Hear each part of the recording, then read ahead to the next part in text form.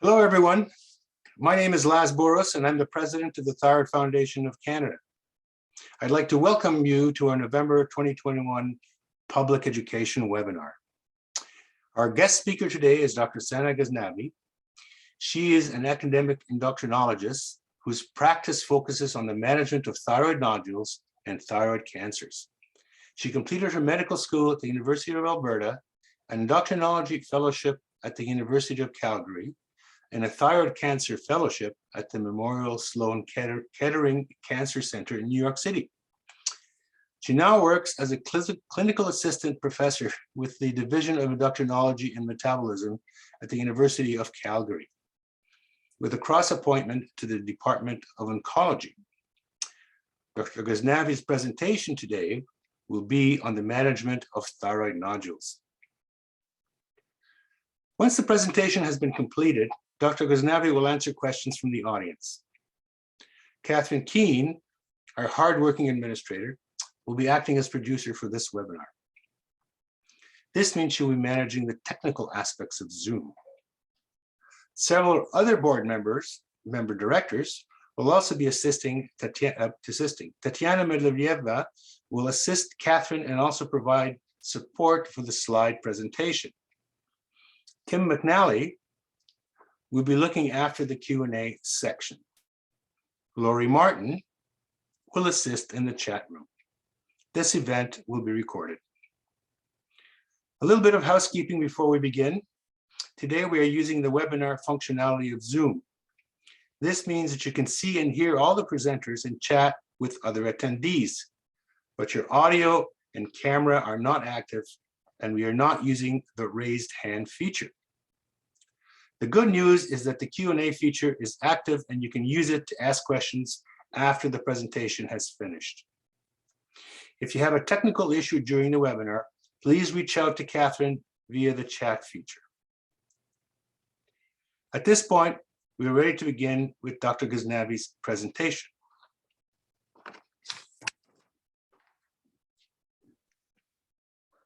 Hey everyone, I'm just going to get my slides up.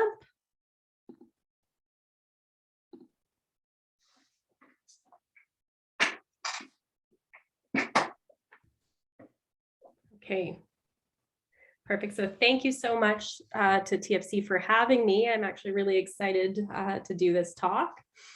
I'm going to have lots of time at the end for questions and everything like that. So please do send them in if you have anything. So my talk, as mentioned, is on the management of thyroid nodules. Outline. So I'm going to start a little bit, spend a few minutes actually decoding some terminology, because as you probably know, being patients and having some thyroid disorders or things, that we use a lot of terminology, and sometimes the terminology can get very confusing. But I think if we spend a little bit of time here, it actually helps set up the talk and make a lot of sense of sort of the things that come afterwards. After that, I'm going to go a little bit into the background of thyroid nodules, and then we'll talk about the classification. And I think the classification really is a framework to try to understand how do we manage thyroid nodules, because the type of nodule really impacts what kind of management that you would be offered. And then, of course, we'll go into the management, and then we'll have time for questions. So decoding the terminology, or doctor speak, as I like to say. So the first question we would ask ourselves in regards to the terminology is, what's it made of? So what's the size or the content of the nodule? So a nodule is a solid growth inside the thyroid. A cyst, in contrast, is a fluid-filled growth. So a nodule is solid, a cyst is fluid. And that actually matters in terms of the way that we would treat things. Goiter is just a terrible word that means a big thyroid, and it can be enlarged for any reason. So it doesn't really tell you why, it just means that it's enlarged. And then when we use the term multinodular goiter, that means that there's multiple nodules in the thyroid. The next question we ask ourselves is this cancer or non-cancerous? So the words or the terminology we use there is carcinoma, which means a cancer. Malignant also means a cancer. Benign means not a cancer. Indeterminate actually means that we're not sure if it's a cancer or benign, and therefore it's indeterminate. We're not sure what it is. The next set of terminology is thyroid hormone status. And so when we use the word toxic, which again is one of those funny words, what toxic really means is that it's making too much thyroid hormone. And this is specific to thyroid terminology, because in other areas, toxic actually means something else, okay? And so the word hot also means making too much thyroid hormone. So those are synonyms. Functioning also means making too much thyroid hormone. Again, all three of these terms actually mean the same thing. Cold means it doesn't make too much thyroid hormone, but it makes a normal amount. So actually, if we were to use the water analogy, this would probably be like room temperature instead of cold, okay? It's a bit of a misnomer. Euthyroid is when we're talking about patients and we're saying that the patient's thyroid hormone level is normal.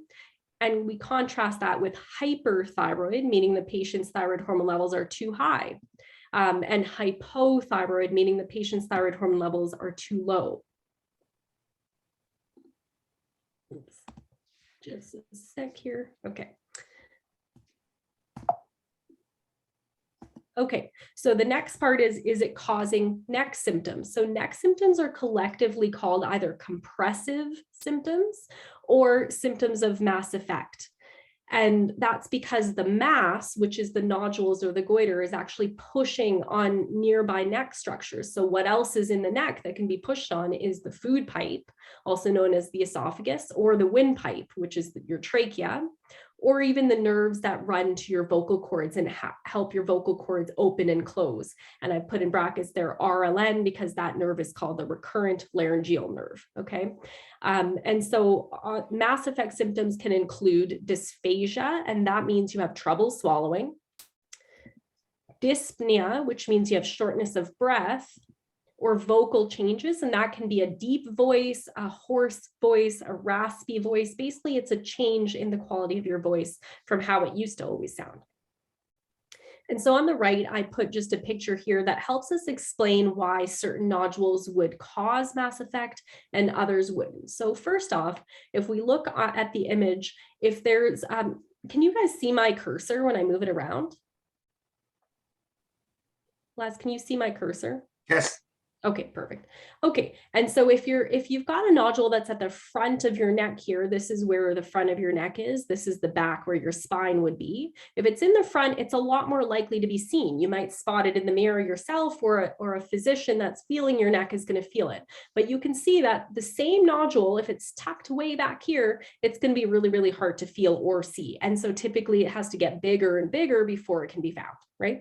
So location really kind of affects if you can see the nodule, but also if, for example, we had a nodule at the back of the left lobe, well, this structure here, I don't know if you can appreciate it, but there's a little bit of a ringed structure here, and that's your esophagus, your food pipe. So if there was something sitting right in the left lobe here at the back, that could potentially cause trouble swallowing.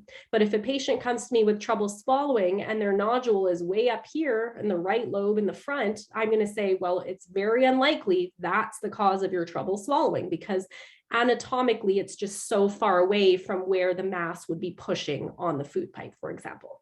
So that is important to note, because a lot of what I do is a little bit of detective work in figuring out, is it the nodule that's causing the problem?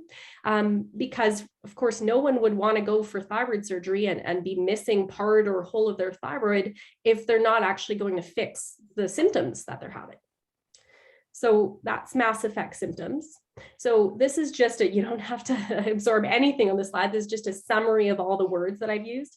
And I just wanted to show that basically at the bottom here, I put the examples together. So a euthyroid multinodular goiter with mass effect symptoms basically then means the person has a normal amount of thyroid hormone. There's several nodules inside the thyroid, which is now enlarged, and it's pushing on something. It's got mass effect symptoms. On the right-hand example, it's hyperthyroidism from a toxic multinodular goiter. So this is someone who has too much thyroid hormone because there's several nodules in the thyroid that are making thyroid hormone. So that's sort of how we put all the words together and make sense of that. And this classification sort of helps us figure out what to do next. So a little bit of background on thyroid nodules. What are thyroid nodules? They're growths that happen inside the thyroid, and they can be benign, non-cancerous, or they can be malignant, which is cancerous. How common are they? So they're actually exceptionally common and likely much more commonly found now than before. And there's a lot of studies in this area to say, well, how come they're so common? Is it the environment? Is it all the chemicals that we have exposure to? And it's believed that a big portion of the increase is actually just increase in detection, meaning that because we have so much imaging these days, people will get CAT scans, ultrasounds, MRIs, and we find a lot more of these nodules than we used to. The other thing is that our ultrasounds are really good at picking up even millimeter-sized nodules. Whereas before, in the era where my mentor trained, you basically could only, see nodules when they were at least a centimeter or bigger on an ultrasound because they were not high-frequency ultrasounds.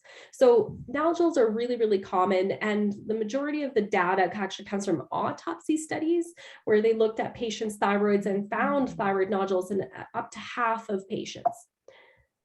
They're much more common in women, and they're more common as we age. So here I've just written by decades, 2% in your 20s, but by the time you're in your 50s, 20% of people will have thyroid nodules. And they're also a lot more common in iodine deficient parts of the world. North America is not considered an iodine deficient part of the world. Of course, we started iodizing our salt along with the WHO recommendation decades ago. And so that has been to basically help with the thyroid functioning of the population. So how are thyroid nodules discovered? So someone sees or feels the nodules, often the patient themselves, sometimes the GP during an annual exam, but most commonly, actually, thyroid nodules are found incidentally. So by accident, while you're having imaging for something completely unrelated. So I'll often see people who had, a scan done for headaches or something, and it was a CT of the head that caught the bottom of the thyroid, or they had an ultrasound of their carotid arteries, or something like that, where they weren't looking for thyroid nodules, but they found thyroid nodules by accident. And then why do thyroid nodules really matter? What do we care about thyroid nodules? And so to that, I'm going to turn to the classification of thyroid nodules so we can understand a little bit more about them. So this is a broad classification. There's many different ways to classify thyroid nodules, but I did it this way because I think it helps us set up understanding of management of nodules. So first is there's all the nodules, and then a part of the nodules, so nodule can either be hot, meaning it's making thyroid hormone, or cold. Hot nodules are pretty much always benign. There are a few exceptions, of course, in the literature, but predominantly hot nodules that are making thyroid hormone, they are not cancerous. Nodules that are cold, meaning they're not making thyroid hormone or excess thyroid hormone, they can be cancerous or they can be benign, okay?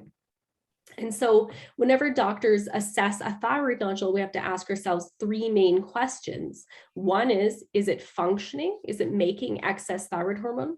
Is it cancer? And three, is it causing neck symptoms, like the ones that we talked about, shortness of breath, trouble swallowing, that sort of thing. And the management of thyroid nodules really depends on the answer to these three questions, okay?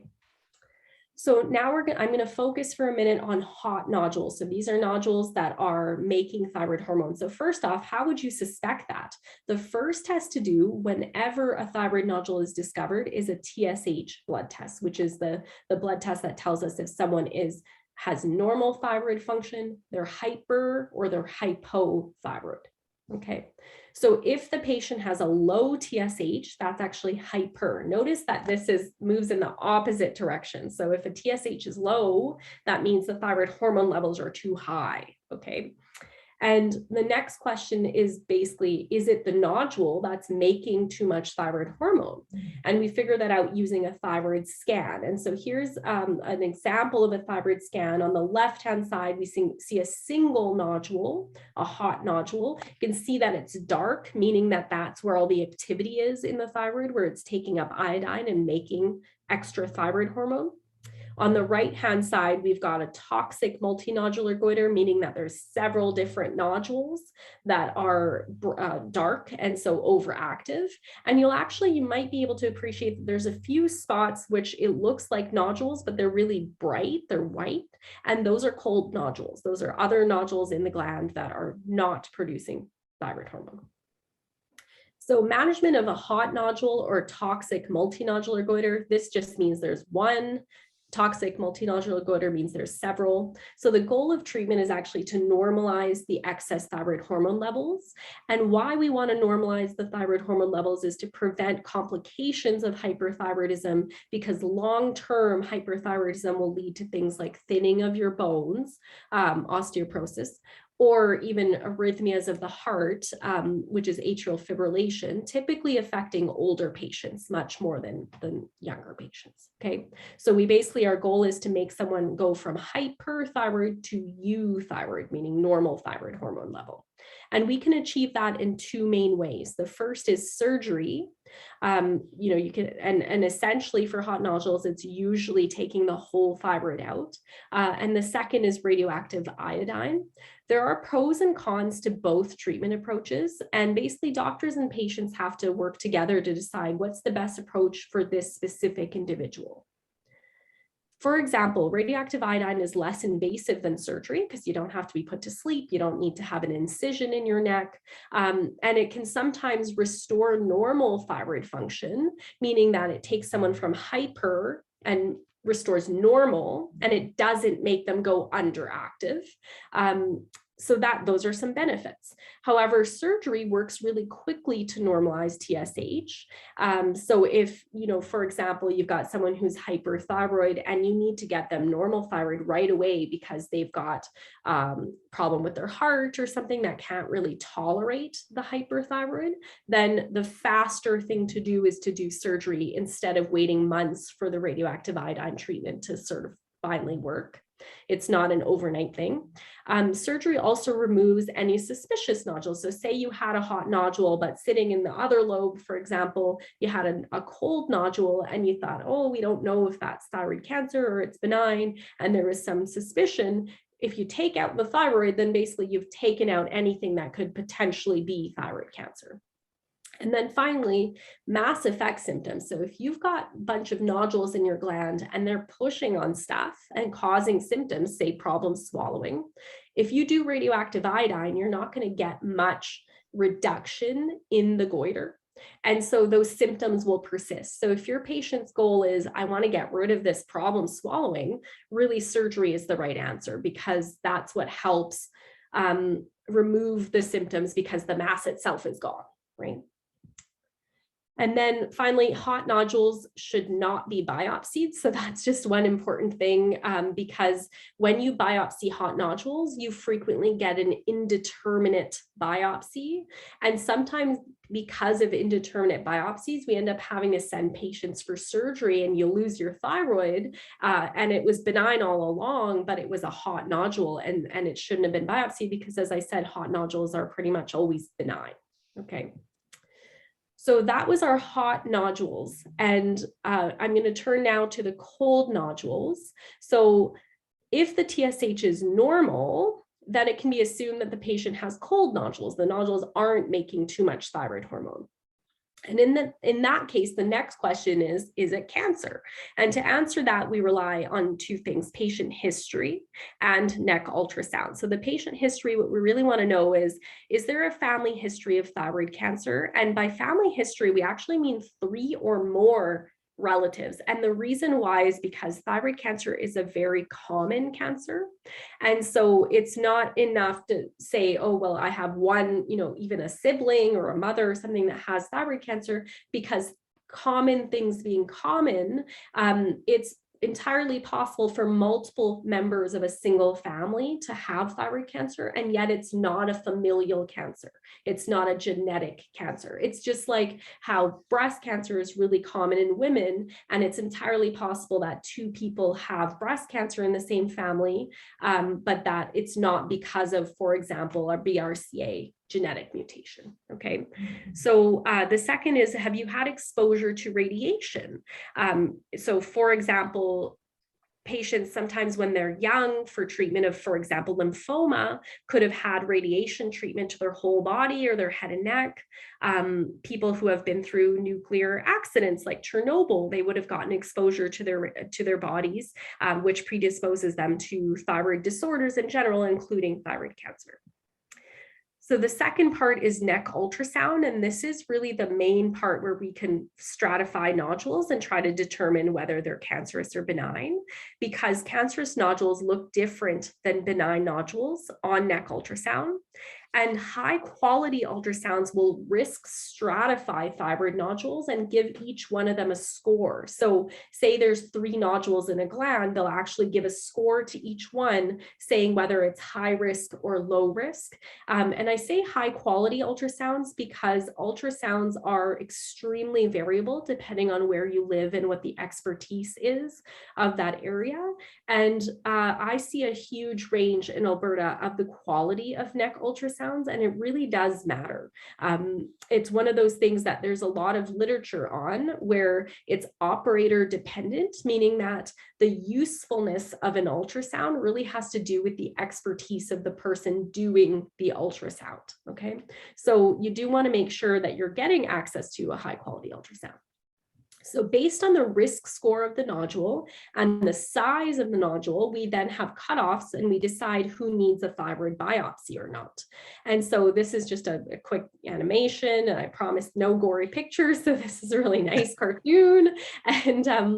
And so this is basically an example of an ultrasound guided, and this is the standard of care in 2021. You should be having an FNA, so this fine needle aspiration biopsy should be done under ultrasound guidance where the person sees exactly where they're going and goes into the nodule. And the reason is because, as you can imagine, if you're just feeling this out, you could easily be right here or right here, and you haven't sampled the nodule at all. And so this is one of the things that you should watch out for and I certainly watch out for in my patients, is to make sure that they've had a high quality ultrasound and then an image guided, so ultrasound guided biopsy. So I know that we've really sampled the thing that we're trying to sample, okay? And so when you get a biopsy result back, it can be benign, meaning not cancer. It can be malignant, meaning it's cancer, or it can be this pesky indeterminate. And depending on where you live, the prevalence of this indeterminate category can be anywhere from 5% to 25%. And this depends on a bunch of factors and things, but basically up to a quarter of patients will get this middle one where the person looking at the slide. So you get the biopsy done, those cells go on a slide, and then someone called a cytopathologist looks under the microscope, looks at the cells on the slide, and that person is basically saying, these cells look a little funny. They're not funny enough to call them cancer, but they're not normal, so I can't call it benign, so I'm going to call it indeterminate, okay? And so depending on the result of your biopsy, the management of the nodules differs, obviously.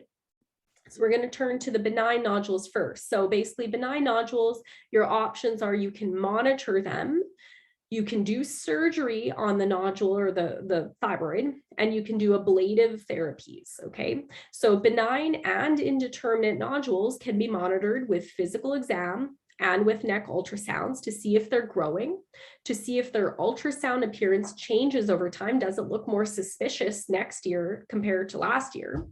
And then to assess for mass effect symptoms. You see the patient in person to make sure that this thing's not growing further and that they're not starting to struggle with breathing, for example, or swallowing issues or that sort of thing. So monitoring really means you see your doctor, they examine your neck, you get an ultrasound, and you compare to make sure that it's not growing and it's not looking suspicious, okay?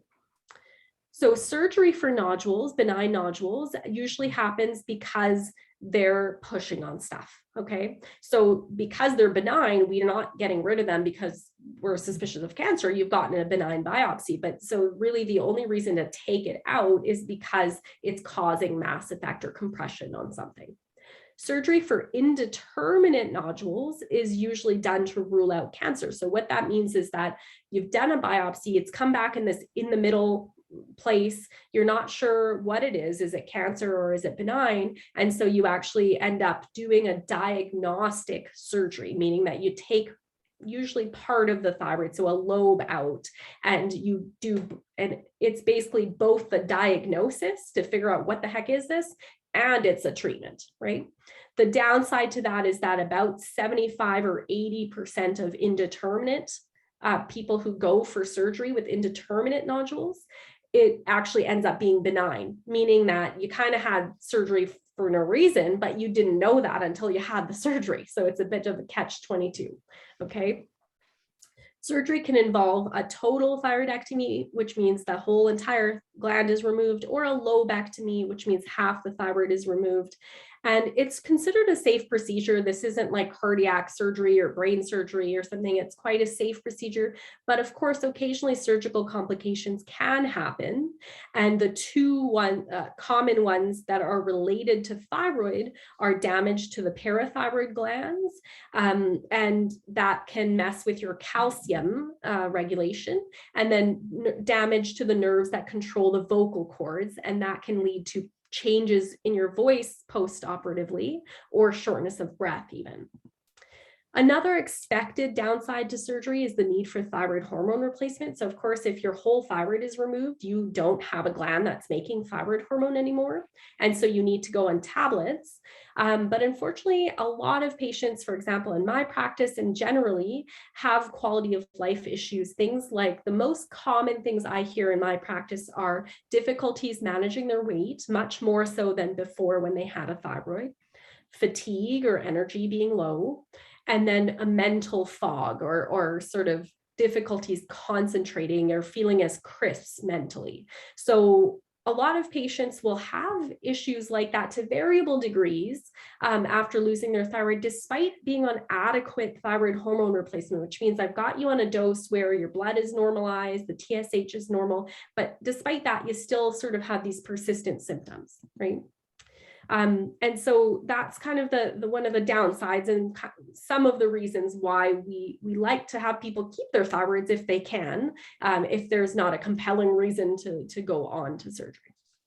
So ablation, just as I know you guys had a talk from the experts really, and Italy is one of the centers that's doing a lot of high volume ablative therapies for various types of nodules and even cancers. So I'm not an expert in this, and we don't actually offer it yet at the University of Calgary. It's something that I'm personally working on to try to get for our patients because I think it's really important.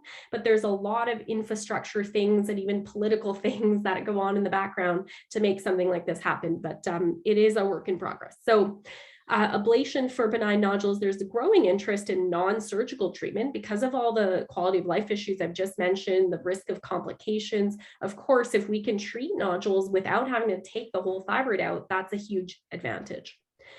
Several different technologies exist, and their use depends on expertise at your center, the availability of the machines that actually do this, and also practice culture. So what are doctors used to doing, and are surgeons the ones that are kind of saying, oh, we won't do surgery, we'll do something else, or is it interventional radiology? There's all sorts of cultural reasons, medical cultural reasons why something might be used or might not be used. And each technique has specific advantages and disadvantages. The most common and the only one that's offered currently in Calgary, for example, is percutaneous ethanol ablation. And this is frequently used for cystic nodules, so nodules that are filled with fluid. And we can drain those nodules, but sometimes they keep growing back where the fluid just keeps filling up again. And in those recurrent cases, we use ethanol ablations, ethanol meaning alcohol. Broadly speaking, there's a category called thermal ablation. Thermal meaning you're just using some kind of energy and you're burning the nodule itself. And so that can be high intensity focused ultrasound or HIFU, laser ablation. It can be radio frequency ablation, microwave ablation. And I've just bolded radio frequency because I think that's probably going to be the technology that wins out. It does seem like that's the one that's becoming most prominent at most centers that do this a lot. And this is typical. Lots of technologies kind of pop up, and then some of them will win the war, of what's going to become popular or not for various reasons, including cost and how effective they are and how safe they are and all sorts of things. So thermal ablation techniques have been shown to reduce nodule volume by greater than 50% and improve compressive symptoms. So they can burn the nodule then shrinks down. And then if the patient was having symptoms in their neck, those can get better, which is exactly what we want. So that's ablative therapy. So now we're going to move to management of indeterminate nodules. So depending on where you live, your center may have access to something called molecular testing. There are several different types of molecular tests, but basically, broadly, they're looking for mutations in your thyroid biopsy that are known to occur in thyroid cancers. And if a mutation is found, then it increases the risk that a nodule is cancer, and therefore the recommendation would then be to go for surgery if you found one of those mutations. Molecular testing is just another way to risk stratify nodules to determine if the nodule is cancerous or benign, and it's specifically used in these indeterminate cases, these cases where the cytopathologist, the person under the microscope, can't tell if the cells are normal or not. So management, so we've talked about our benign, right? We've talked about our indeterminate, and now we're going to talk about malignant. And the reason I didn't go over surgery and monitoring in both is because it's the same, obviously. So malignant or thyroid cancer, there's 3 options for how you can manage these. So first, and one of my areas of research is actually something called active surveillance, which is monitoring thyroid cancers instead of taking them out. The second is surgery. And of course, you can take out your whole thyroid or half. And then the third, I put question mark because I think that I think our field is going to move in this direction, is actually using ablative therapies for some smaller thyroid cancers. So to talk about the first one, so some patients with small and low risk, and there's specific definitions of what is low risk, papillary thyroid cancer may choose watchful waiting, which in our field is known as active surveillance, instead of having it surgically removed. Not everyone's eligible, and you do need an experienced management team to do active surveillance safely. Around 5 to 10% of the time, the cancers grow and they have to be removed by surgery anyways. There's a pan-Canadian study on active surveillance. So there are 7 sites, I believe, and Calgary is one of them. I'm the lead doctor in the Calgary site. And we started enrolling patients and actually having patients with small, low-risk papillary thyroid cancers that want to watch. We've offered them the option that they can watch instead of going directly to surgery. So surgery, we've already kind of talked about, that has some downsides, right? You're going to be on thyroid hormone replacement, might not be fully kind of making you feel as good as you did, for example, before the thyroid surgery, and of course has some complications like damage to the vocal cords or parathyroid glands. Ablative therapies. So there are some centers in Asia, specifically Japan and Korea, as well as Europe and in the US. The place leading the way in the US is the Mayo Clinic, that are trying to ablate small, low-risk papillary thyroid cancers. And this is definitely where the field is headed, because if we can get rid of a small, low-risk thyroid cancer and burn it and show that it goes away completely, it doesn't grow back, and we never had to take the person to surgery and have them lose their thyroid forever, I think that's preferred for everyone, right? So I definitely think that this is where the field is headed, and I would not be surprised if in my career I'm offering this to patients down the road. But I think we have a long way to go to get that set up so that it's done safely and on the right patients, because of course we don't want to put anyone in harm's way while we're learning.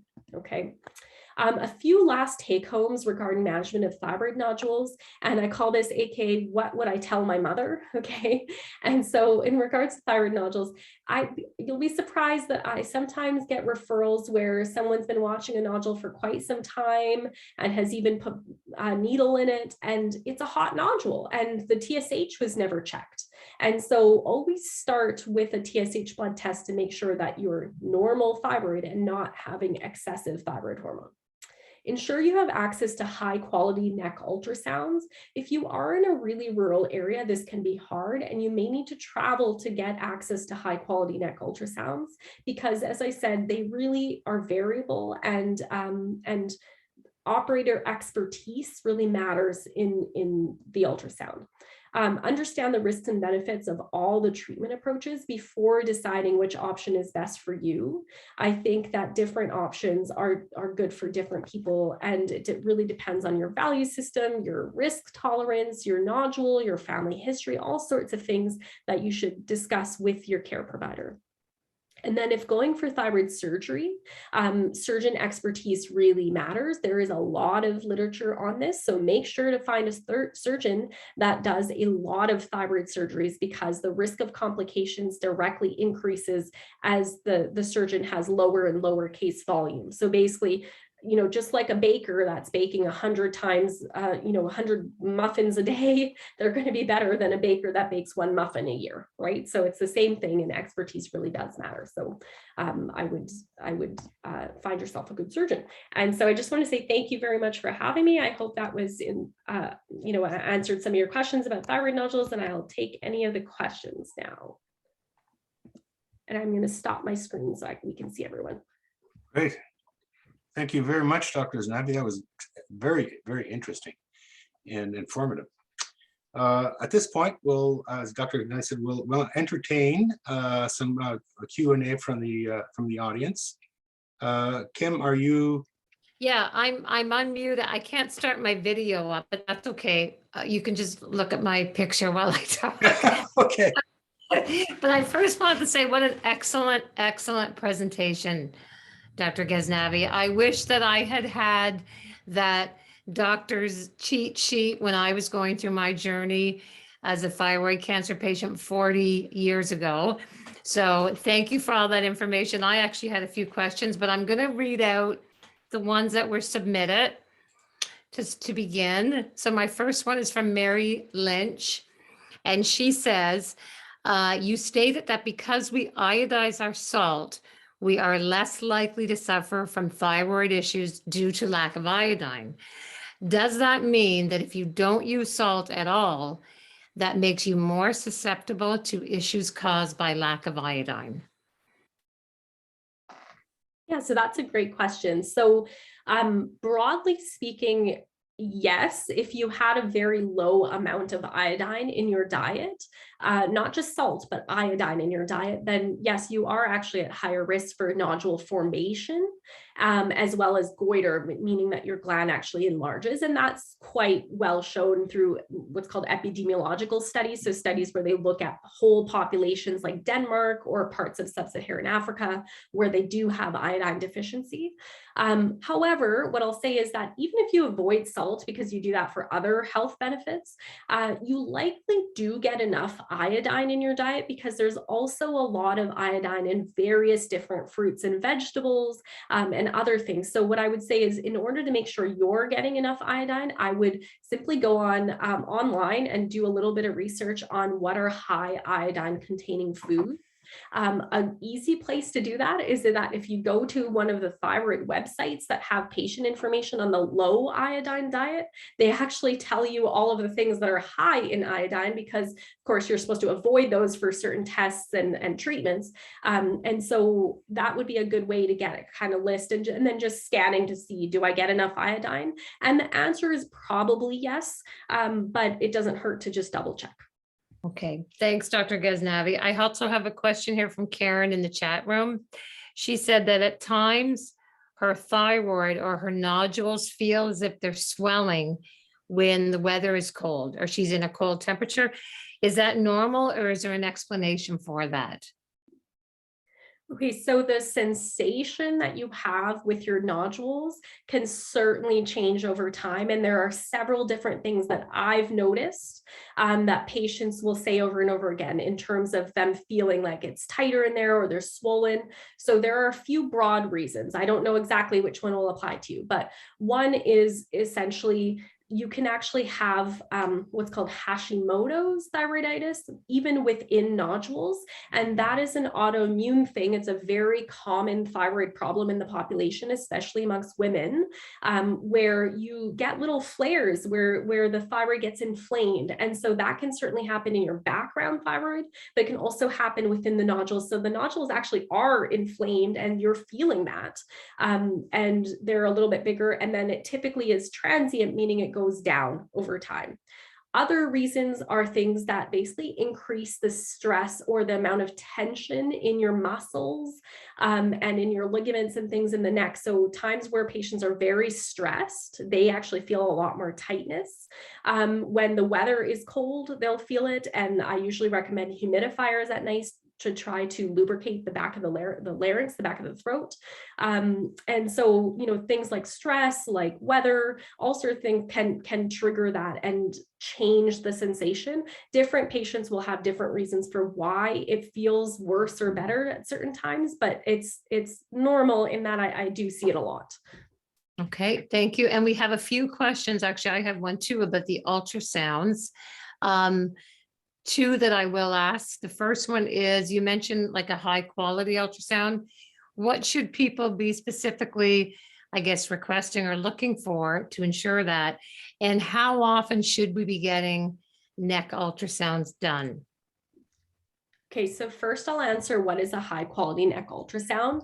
From my perspective, one is it done at a center that does a lot of neck ultrasounds? And simply that is a numbers game. It has nothing to do with someone being a good doctor or a bad doctor or whatnot. But for example, in a city like Toronto or in Calgary or major centers, those radiologists are doing hundreds of these, probably on a monthly basis, right? So it's just done by someone that does a lot, okay? Then with the report, how can you tell?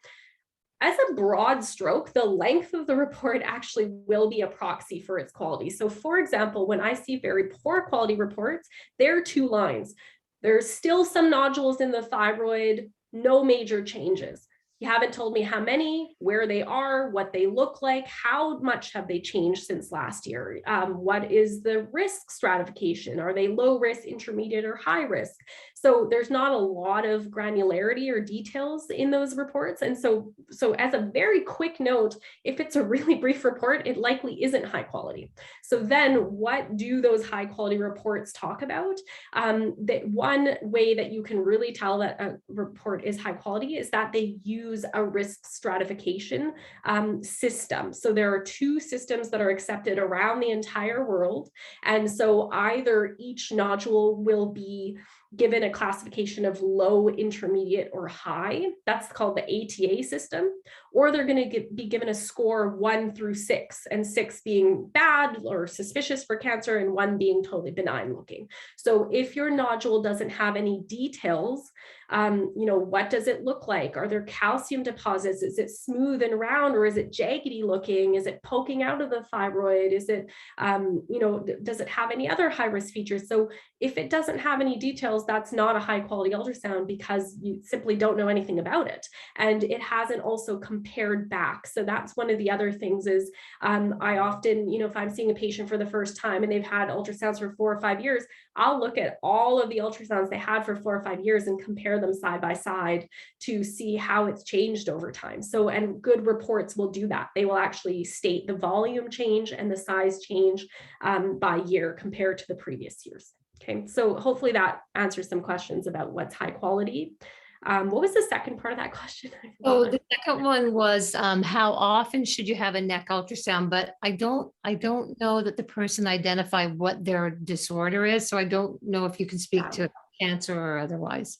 Yeah, so it's very hard to know. I would say the broad range of how often someone would need an ultrasound goes anywhere from around every 4 to 6 months for high suspicion lesions to every couple of years. So it's a really broad range, and how often you should have an ultrasound actually really depends on what's happened so far. How big is it? Does it look like? Has it been biopsied already? And if it's been biopsied benign, you may never need a neck ultrasound. Again, if it's a small lesion, for example, that looks really not suspicious and that sort of thing. So it really depends on the context of the nodule. And that's a good question to be asking your physician.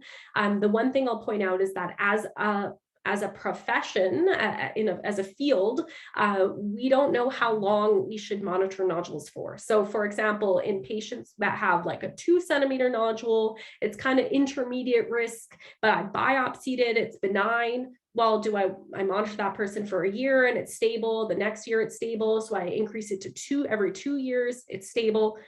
Do I ever stop? I don't know. There's no guidelines on that because there's no evidence that exists. There's no studies that followed patients for years and years and said, if your nodule's been stable for the first 5 years, what's the likelihood that 10 years later it's actually going to turn into cancer? Or is it, if it was stable, it's always going to be stable and we can simply stop monitoring? So we don't know the answer to that. And therefore it's really just practice dependent, meaning if you get me as a doctor and you get somebody else, we might do different things. And personally, I do different things based on the patient. So some patients are really quite concerned. They've maybe had a family member or a friend who's been affected by thyroid cancer. And I'm happy to keep monitoring that person with a once a year painless radiation free, quite cheap ultrasound.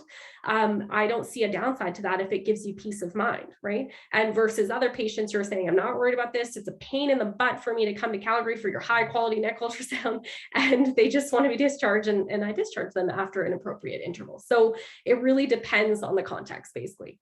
Okay, thank you. And the next question, I have 2 questions with respect to endocrinologist. Somebody's asking, at what point should you see an endocrinologist?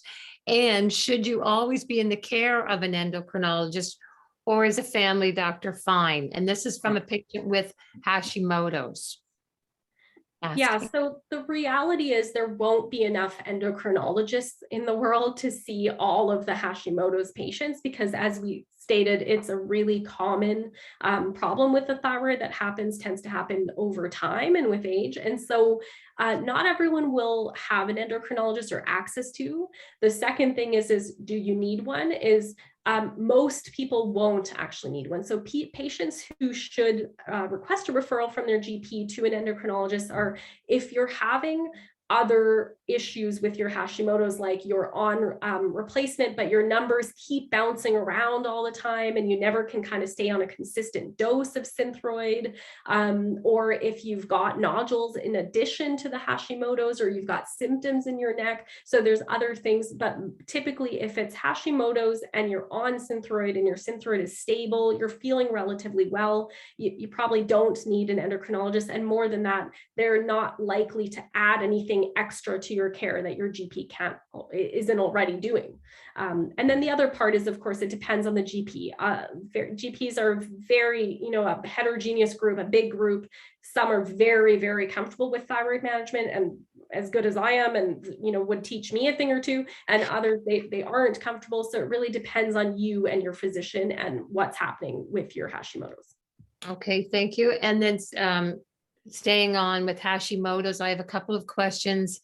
The first one, does Hashimoto's ever disappear or go away? And the second one with that is that a person has Hashimoto's, seems to suffer from inflammation a lot. Is that a causational factor? Okay, so Hashimoto's goes dormant for variable periods of time, meaning that it doesn't fully go away because it is an autoimmune condition, meaning that the antibodies, so the kind of information in your body that creates these antibodies that actually attack your thyroid and lead to the inflammation in your thyroid, that information is coded into your DNA. So the information to make those antibodies is always there, right? Because it's your DNA. So it will never be cured, as in it won't fully go away. However, your immune system kind of goes up and down, and in long periods of time, you can actually have the Hashimoto's be dormant, which means that even though the information's encoded in your DNA, it's not actually making antibodies. And because it's not making antibodies, there's nothing attacking the thyroid isn't inflamed, and therefore the Hashimoto's is totally dormant, okay? And so it won't go away, but it can certainly be dormant. In terms of inflammation, so There are a number of things that can trigger Hashimoto's. Stress is a common trigger for Hashimoto's flares. Having other viral infections, so say you suffered from a cold or a flu or something like that, that can actually trigger a Hashimoto's flare. In terms of the relationship between I have Hashimoto's and I generally have inflammation in my body, that's not borne out well. We don't really understand the relationship. And in the studies that are done, there is no clear relationship that having Hashimoto's actually makes you generally an inflamed person, right? We don't know, and so far the studies that we do have don't really show a correlation. We're not sure. Okay, thank you. I have a question by one of our viewers. Other terms commonly used are calcified and densely calcified. How do they fit into the hot and cold nodules? Okay, so calcified will generally be referring to cold nodules, and there's an important distinction. So basically, if a nodule is calcified, all that really means is that it's been sitting there for a long time.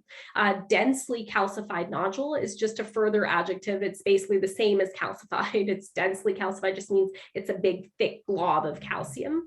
And that is all okay in that it doesn't raise your risk. It just means it's been sitting there for a while.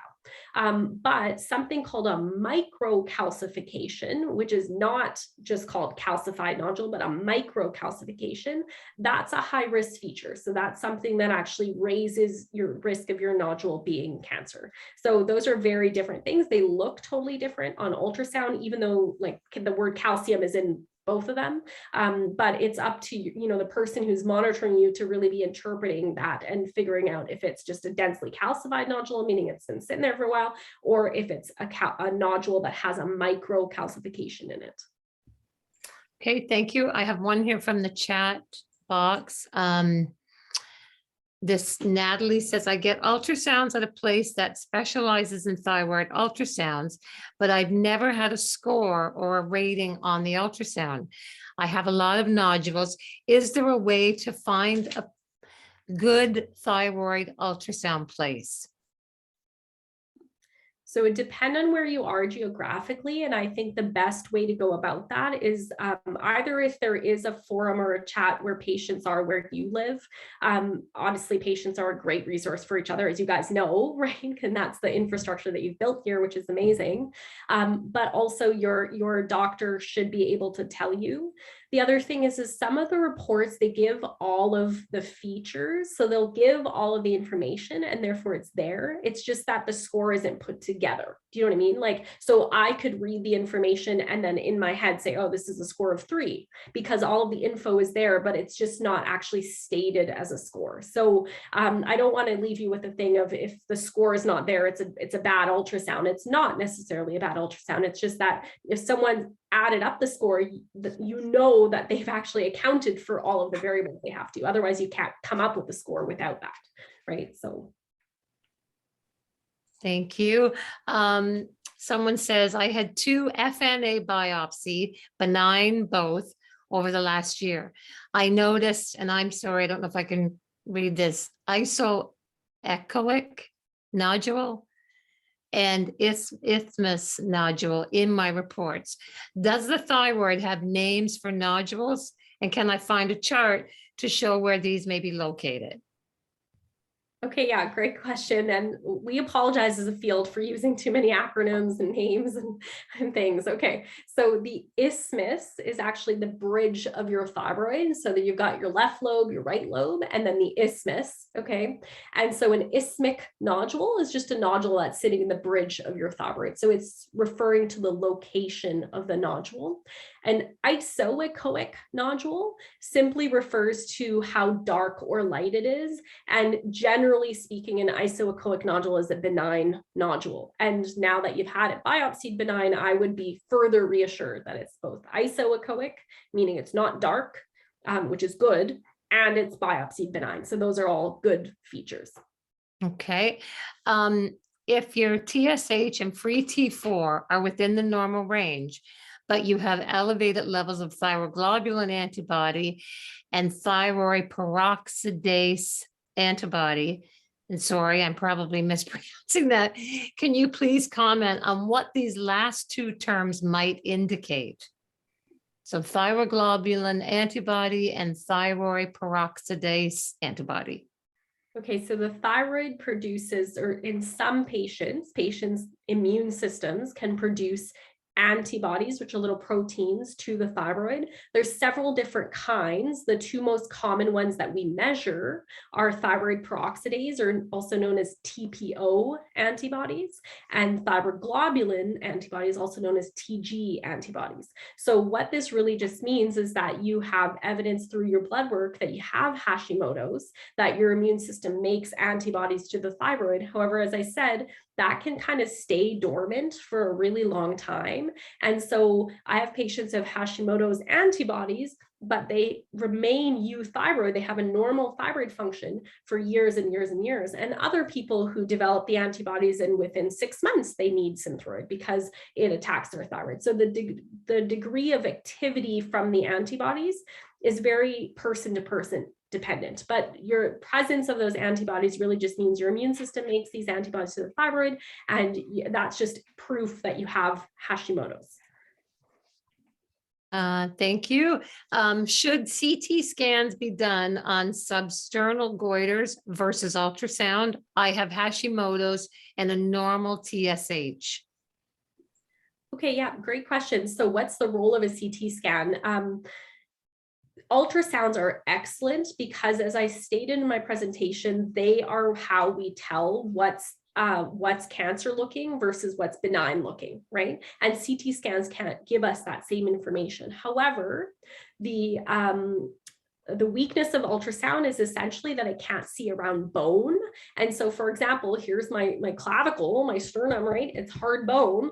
And so if you have a goiter that goes below your clavicles into your chest cavity, called your mediastinum, then to know the extent of that goiter, you should have a CT scan.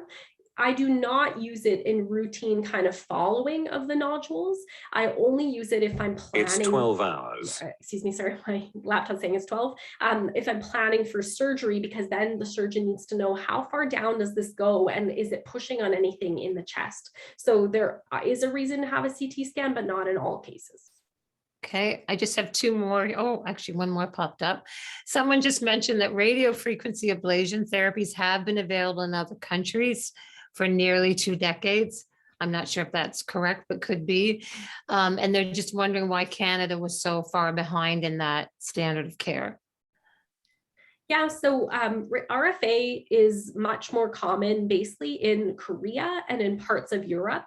I believe in Europe, parts of Europe, that's where it's been used the longest. RFA technology itself is changing constantly and is not the same. So what would have been done 20 years ago is different than now, and in a good way, in that now our margins are much crisper, meaning that if you're trying to knock out a nodule, before you would have this blast area where you damage anything around the nodule in a big margin, but now we're kind of shrinking that down, meaning that the lasers are much more precise, okay? Why is Canada lagging behind?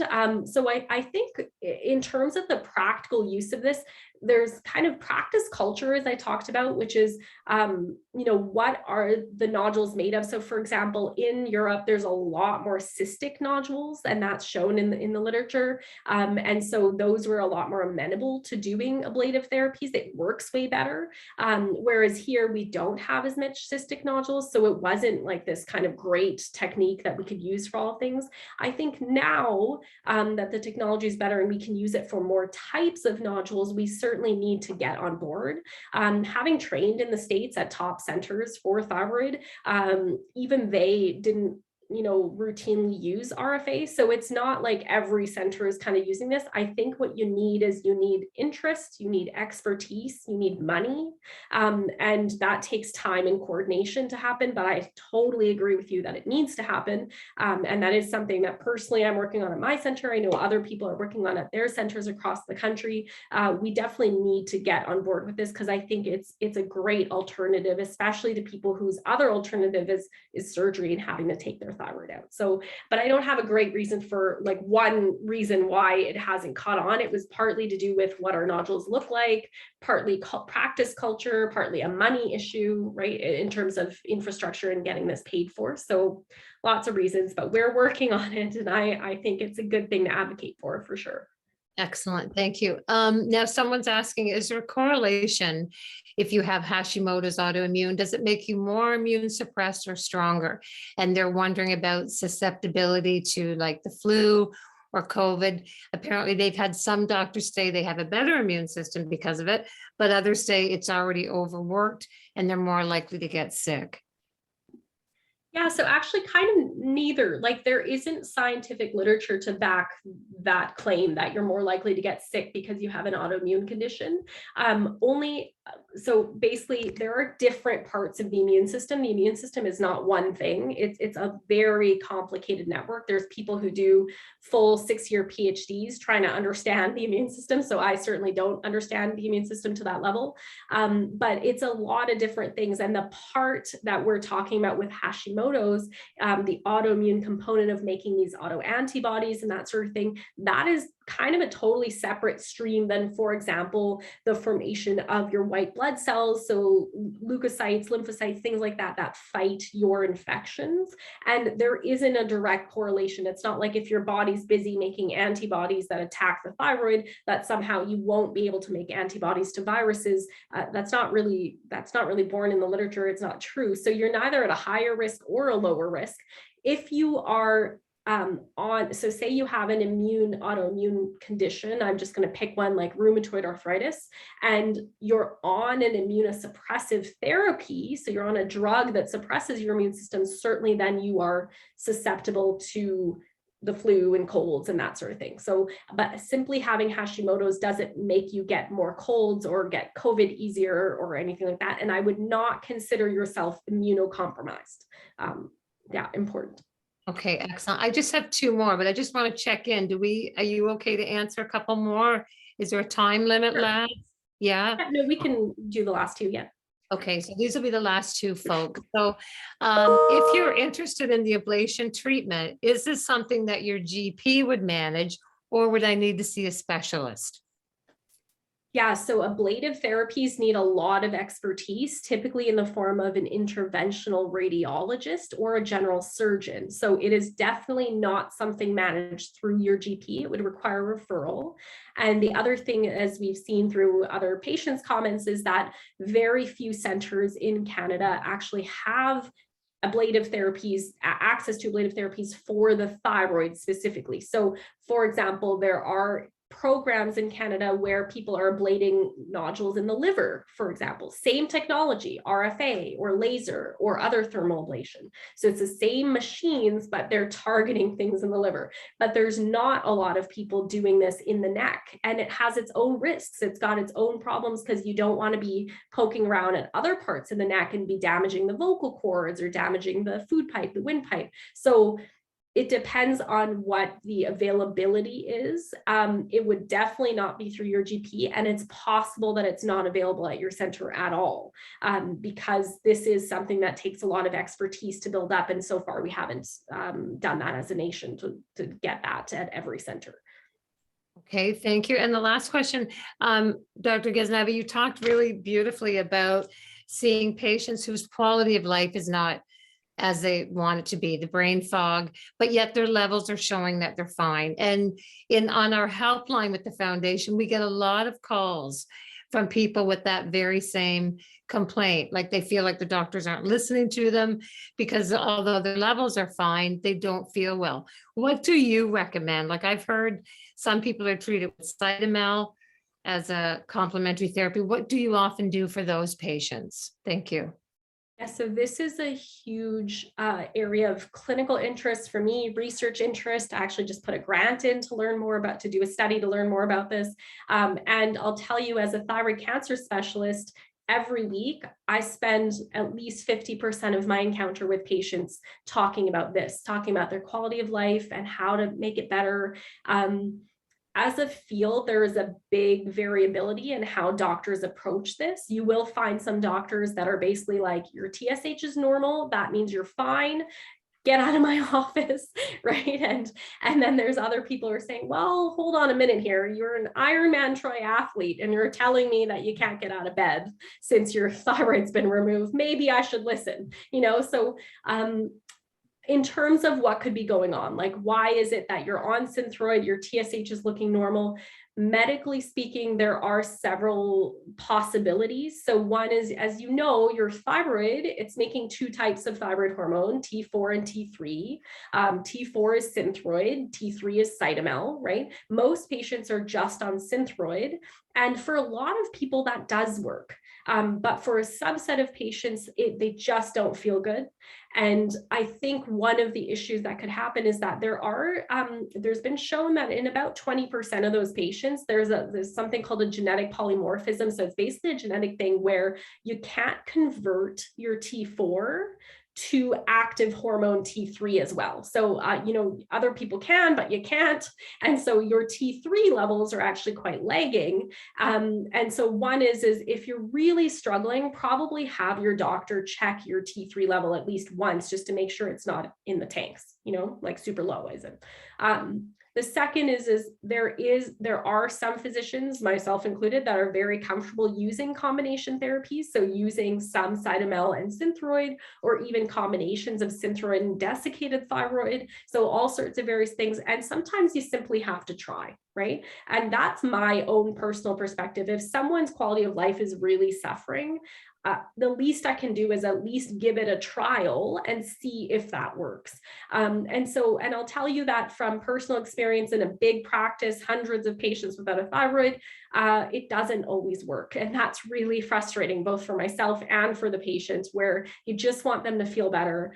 We've tried every combination of things and brought their levels up and down and that sort of thing, and they just don't feel better, right? But I think it's worth trialing for some patients combination therapy. I would caution heavily not to use Cytomel if you've got, I saw in the chat box, someone commented on atrial fibrillation. So if you have any heart problems, or if you're thinking about getting pregnant, because the T3 Cytomel does not cross the placenta, only T4 will cross the placenta to the baby, and baby needs mom's thyroid hormone in the first 12 weeks of development to have a normal brain. So there are some settings where, you shouldn't just sort of march into your family doctor's office and say, this is it, this is the one. And you really need to make sure that the person prescribing it knows what they're doing and how to monitor it. And also that you're safe, you're the right person to have on combination therapy. But it is a huge problem. It's something that I'm studying at the University of Calgary, along with actually two of the members on my research team happen to themselves be thyroid cancer survivors. Really interesting. And one's a PhD researcher that's really interested in this. So we're all collaborating together and trying to find out more about why patients feel this way despite having normal testing. So it's a big problem, and we're aware and we are working on it. And we need, we mean everyone, like including patients and physicians and researchers. Excellent. Thank you. And I did just see that comment. It's more of a comment in the chat room, but it does say, if you have they're saying that they found their thyroid levels have caused a lot of issues with their AFib. Is that normal? Yeah, certainly if your thyroid hormone levels fluctuate, and definitely if you're hyperthyroid. So if you're hyperthyroid, it's a known trigger for atrial fibrillation, and you absolutely need to get that treated, because of course you don't want, further episodes of atrial fibrillation. Okay, thank you so much, Dr. Ghaznavi. That's all the questions I have, Laz. Thank you. Thank you very much, Kim, for reading out all those questions. Appreciate it. Well done. And Dr. Ghaznavi, I would like to thank you for giving us this fantastic presentation on the management of thyroid nodules. That's really great. Would also like to thank our webinar team for making the educational event a success. I also want to mention, if you want to become a member, a volunteer, or make a donation to the Thyroid Foundation of Canada, please visit our website at thyroid.ca. Also, please take a moment to complete our short survey, which is coming up. It will help us improve our webinars. Our next webinar will be on February 27th, 2022. This topic will be on hypothyroidism and thyroid replacement therapy, T4 versus T3 and desiccated thyroid. Please mark your calendars for this interesting presentation. All of us at the Thyroid Foundation of Canada wish you a safe and happy holiday season. Thank you all. I guess you can all sign in again so we can see everybody.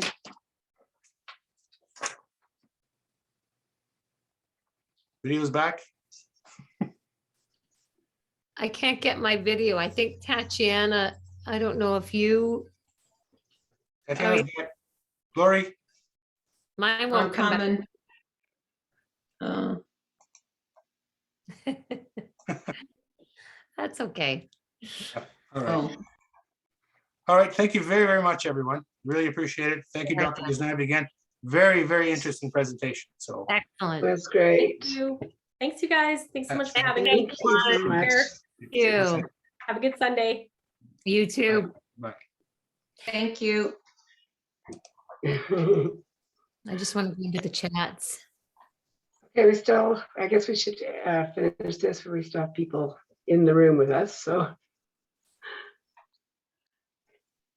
Okay, I'm ending this. Yeah, Bye, let's everybody. end so that the Bye-bye. survey will pop up right away.